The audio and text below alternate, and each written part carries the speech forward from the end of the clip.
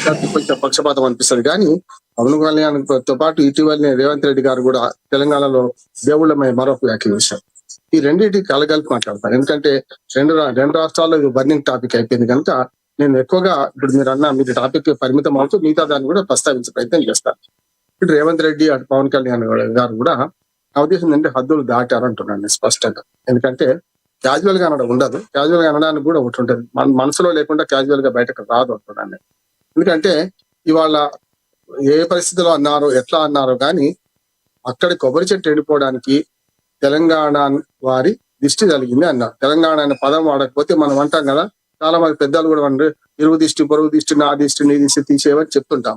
అట్లా ఎవరికి కోపం రాదు, ఏ రకం జరగదు. తెలంగాణ అనే పదం వాడకుండా ఆయన దిష్టి జరిగిందన్నా సరే, సనాతన దిష్టి నేను హేతువాదిని వ్యతిరేకిస్తాను. దిష్టి ఇట్లాంటివి ఏముండవు. కానీ నా ఉద్దేశం ఏంటంటే మంచి చెట్టు ఆ మాట అన్నారంటే మనం చెప్తాను క్యాజువల్ గా పెద్దమ్మలు, నానమ్మలు, అమ్మమ్మలు అంటుంటారు కదా ఇరుగు దిష్టి, పొరుగు దిష్టి అని. అట్లాంటి పెద్దగా ఎవరు పట్టించుకోకపోయేవాళ్ళు కాదు. కానీ తెలంగాణ అనే పదం వాడారు నెంబర్ 1.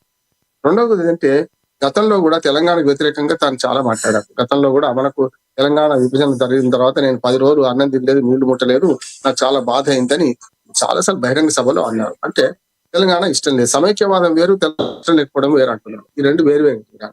సమైక్యవాదంలో సిపిఎం తెలంగాణలో ఉంది కదా పార్టీ, నేను సమైక్యవాదిని అన్నది ఎవరు తప్పట్లేదు, వాళ్ళ పార్టీ విధానం అదన్నాం. సిపిఎం వాదన వినిపించింది, వాడిని కూడా తప్పట్లేదు. వ్యతిరేకించిన వేరు, మన సమైక్యవాదాన్ని వినిపించిన వేరు.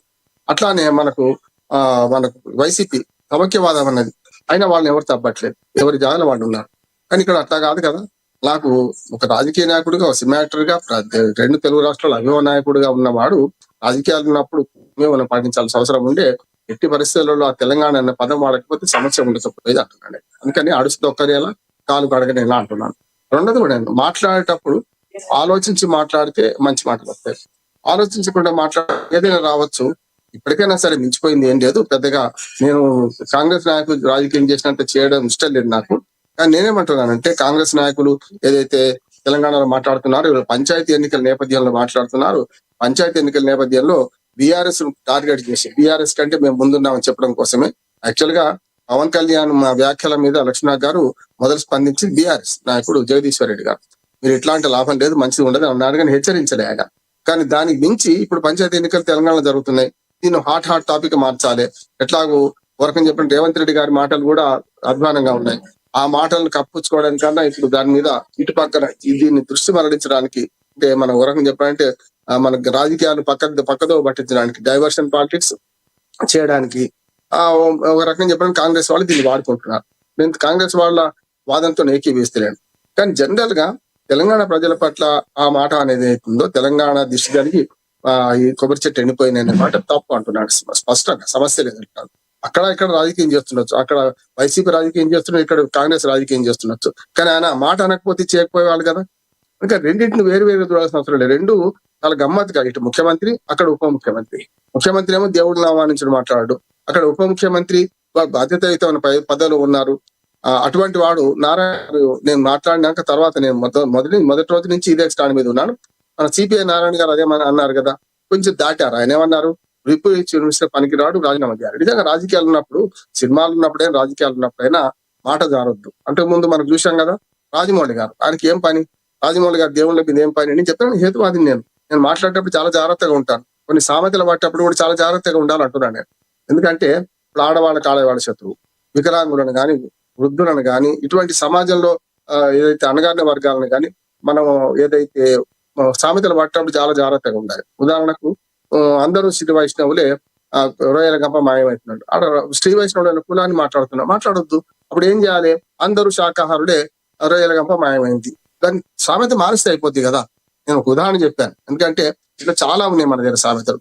మాట్లాడేటప్పుడు ఆయన నిజంగానే అనుకుంటే తెలంగాణలో మనకు తాటి చెట్లు ఎండిపోతుంటాయి అప్పుడప్పుడు చాలా సార్లు. ఎందుకంటే మొగ్గ సరిగ్గా పోయలేకపోతే ఎండిపోతుంటాయి మొత్తం, అంటే మోడి మిగిలిపోతుంది. అట్లాగే ఇప్పుడు తెలంగాణలో ఈ మధ్యన వేప చెట్లకు మొత్తం కరోనా అంటున్నారు. కరోనా కాదు కానీ వేప చెట్లు అంతా నల్లగా మారిపోయి మొత్తం అంతా ఆకంతా రాలిపోతుంది. మరి దానికి అంటే ఎట్లా ఉంటుంది, తప్పు కదా. ప్రకృతి పరంగా జరిగింది. దాన్ని అనవసరంగా తెలంగాణ అనే పదం నోటి నుంచి ఎందుకు వచ్చింది, ఆయన అనలేదంటే వేరు అన్నాడు అని కూడా దాన్ని సమర్థించుకునే నాయకులు మన ఎవరైతే మనకు పవన్ కళ్యాణ్ అభిమానించే నాయకులు కానీ జనసేన నాయకులు కానీ దాన్ని అభిమానిస్తున్న వాళ్ళు మాట్లాడుతున్నారు ఇది సరైనది కాదు. బేషరతుగా తెలంగాణ ప్రజలకు ఆయన క్షమాపణ చెప్పాలి. దాన్ని మించి మన సినిమాటోగ్రఫీ మంత్రి వెంకటరెడ్డి గారు మాట్లాడుతున్నారు సినిమాలు ఆడనివ్వమని, ఇవన్నీ సరైనది కాదు. ప్రజాస్వామ్యంలో విలువలు ఉంటాయి. ఎవరైనా ఎక్కడైనా బతుకొచ్చి ఏమైనా చేయొచ్చు. నా ఉద్దేశం ఏంటంటే రాష్ట్రంగా విడిపోయినాయి కానీ నిజంగా ప్రజలుగా కలిసి ఉన్నాం కదా. 12 ఏళ్ల తర్వాత ఇట్లాంటి ముప్పైన మాట ఇట్లాంటి తప్పుడు మాటలు మాట్లాడితే ఏమవుద్దంటే ఇట్లా ప్రజల మధ్య ఉద్దేశం వచ్చే పరిస్థితి అవుతుంది. దీన్ని రాజకీయాలు వాడుకుంటే కాదంటే ఆయన అస్సలే మాట్లాడకపోతే రాజకీయాలు వాడుకునే అవసరం లేదు కదా. కనుక ఇవాళ వైసీపీని తప్పడుతున్న జనసేన నాయకులు కానీ ఇక్కడ కాంగ్రెస్ పార్టీని తప్పడుతున్న జనసేన నాయకులు కానీ అటుపక్క బీజేపీ వాళ్ళు ఏం మాట్లాడతలేదు జనసేన మీద. ఇక్కడైనా అక్కడైనా చూస్తున్నాం కదా. తెలంగాణలో మరి రేవంత్ రెడ్డి గారి వ్యాఖ్యల మీద మాట్లాడుతున్న తెలంగాణ బీజేపీ నాయకులు కానీ అక్కడ కాంగ్రెస్ ఆంధ్రప్రదేశ్ లో బీజేపీ నాయకులు కానీ ఒక్కరు కూడా దీని మీద మాట్లాడతలేదే. మనకు పవన్ కళ్యాణ్ గురించి అంటే పవన్ కళ్యాణ్ ఏం చేసినా తప్పు కదా. వాళ్ళకు తెలంగాణ ప్రజలను అవమానించిందని ఒక వంక బీజేపీ మన కాంగ్రెస్ బీఆర్ఎస్ మొత్తుకుంటుంటే మరి వీళ్ళు ఎందుకు మాట్లాడతలేదు అంటే ఏంది ఏం చేసినా కరెక్టే మాకు అనే మాత్రం బీజేపీ వాళ్ళది కూడా ఉంది. బీజేపీ వాళ్ళు కూడా ద్వంద్వ వైఖరి పాటిస్తున్నారు. రాజకీయ పార్టీలు పక్కన పోతే నేనైతే ఆయన అభిమానిగా ఒక సలహా ఇస్తున్నాను. రామ్మోహన్ గారు పవన్ కళ్యాణ్ గారు మాట్లాడిన బయట ఒకటి ఉంది ప్లే ఒకసారి ఆయన ఏం మాట్లాడారు మళ్ళీ ఒకసారి 4 రోజుల నుంచి రోజు మాట్లాడుతున్నాను. అందరికి వినిపించాను నష్టమే లేదు. తెలంగాణ పదం వాడలేదని కొందరు వాదిస్తున్నారు. లేదు తెలంగాణ అనే పదం వాడారు కానీ తెలంగాణ ప్రజలని వాడలేదు, తెలంగాణ నాయకులు అన్నారు ఆయన. నాయకులు కూడా అనలే తెలంగాణ వాళ్ళ మనం తెలంగాణ నాయకులు అన్నారు. ఒకసారి ఏమన్నారో బయట చూద్దాం, ఒకసారి విందాం, ఒకసారి చూద్దాం. రాష్ట్రం విడిపోవడానికి కూడా కారణం గోదావరి జిల్లాలో పచ్చదనం. ఆ శాపం తగిలేసినట్టుంది. ఈరోజు గోదావరి జిల్లాలో మొత్తం కొబ్బరి చెట్లతోటి తెలంగాణ నాయకులంతా అంటారు కొబ్బరి చెట్లతో చాలా ఆనందంగా ఉంటుంది, మీరు ఏమంటుందని పచ్చదనంతో చాలా